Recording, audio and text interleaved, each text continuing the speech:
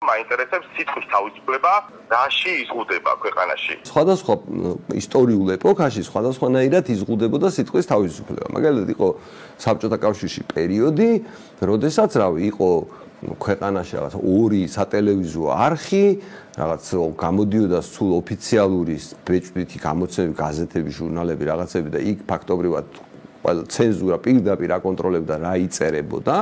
და ჩვეულებრივი ადამიანები, რომლებსაც განსხვავებული აზრის გავრცელება უნდათ, მაგალითად უწევდათ, რომ რამე აკრძალული ტექსტი ხელით გადაეწერათ და სხვა ადამიანებისთვის გადაეცათ. ასე კითხულობდნენ რა ადამიანები რაღაც განსხვავებულს. თანამედროვე სამყაროში, სადაც ინფორმაცია, რა ვიცი, რასაც ჩართავ ახლა კომპიუტერს გახსნი ინფორმაცია, ტელეფონს გახსნი ინფორმაცია, არ ვიცი, ტელევიზორს ჩართავ ინფორმაცია, ყველგან რაღაცა ინფორმაცია მოდის, ანუ ინფორმაცია ისეთი დიდი რაოდენობით მოედინება, რომ ამ ინფორმაციის სრულად ადამიანს რაღაცნაირად მიიღება და თვითონ სინთეზი არ შეუძლია რა.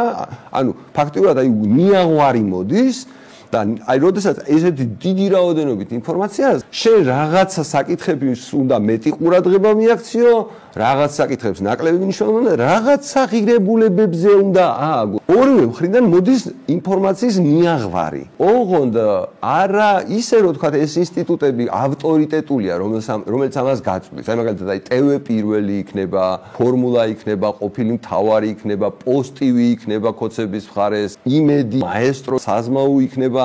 ანუ თქვენ რომ დააკვირდეთ. ესენი რაღაცნაირად ნიაღვარს უშვებენ. ოღონდ ეს ნიაღვარი როგორია, იცით რომ მოწინააღმდეგის გინებაზე და მის შეურაცხყოფაზეა მხოლოდ მომართული. ზუსტად ეგ არის ჩვენი ცენზურის თავარი შინაარსი, რომ შენ შეგიძლია, უკიდე ახლა მე დავიწყო, რა ვიცი, საშინელი ლანძღვაგინება მიშასი და ბიძინასი. მე მგონი ორივე მოსულა და ორივეს გაუხარდება თუ ამას ერთი მიმართულებით გავაკეთებ. მაგალითად, რომელიღაც არხებზე მიმიწვევენ. რა ვიცი, თუ დაუწყებ მიშას გინებას, ოღონდ გაჭრილად მიშას გინებას დავიწყებ და რაღაცნაირად ესეთი აქტივისტი გავიჩნდები მიშას გინების სავარაუდოდ საზმაუზე, რუსთავიორზე და ასე შემდეგ აღმოჩნდები და თუ გაჭრილად ბიძინა ევანიშვილის გინებას დავიწყებ გავიმის გარეშე, ყოველგვარი აზრის დატანების გარეშე, სავარაუდოდ ფორმულაზე და TV პირველზე მოხვდები, თან თუ იმათაც არ ვეტყვი, იმათზე რას ვფიქრობ. ანუ ეგ იქნება ჩემთვის სიტყვის თავისუფლება. მე მგონი არ მექნება სიტყვის თავისუფლება თუ ესე მოვიქცევ, იმიტომ რომ გამოდის რომ მე თვითონ დავექვემდებარე იმ თამაშის წესებს, რომელიც ჩემთვის ვიღაცებმა მოამზადეს, ჩავჯექი ამ თამაშის წესებში და იმას ვაპარაკობ, რაც ჩემთვის იყო განსაზღვრული რომ ელაპარაკა და ამიტომ არ ვიბლოკები. თორე ეხლა დაბლოკილი ვარ. დინახი ვარ, სადმე ვინმეს დაინტერესებოდა ბოლო პერიოდში საერთოდ რას ვფიქრობ ამ სიტუაციაზე, ან მედიაზე, ან პოლიტიკოსებზე, ან რას ვაკეთებ, სკოლაში რა ხდება, რას ვაკეთებ, ხო არავის არ აინტერესებს. ეს ხო მაგის ნიშანია ზუსტად, რომ ცენზურა არის განსხვავებული სტილის.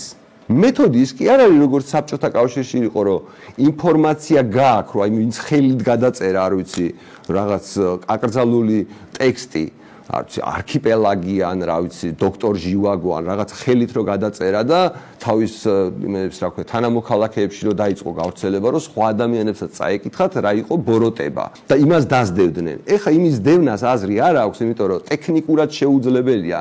ანუ შეიძლება კოპირება, გავრცელება, ინფორმაციას უბრალოდ ძალიან მარტივად მიაგნებ რა თუ გინდა და მოძებნა იცი. ანუ ეს არ არის. თავარი ეხლა ამოცანა არის პირიქით, რომ რაც შეიძლება დიდი ნაკადი ინფორმაციის გაუშვა, რომ დაეჯახოს მოკლედ ამ ადამიანებს და ამ ადამიანებს დაეზაროთ, რომ გაარკვიონ რა არის ამ ყველაფერში სანდო, სწორი და ასე შემდეგ და რა არის სისულელე. აბსურდი რა არის.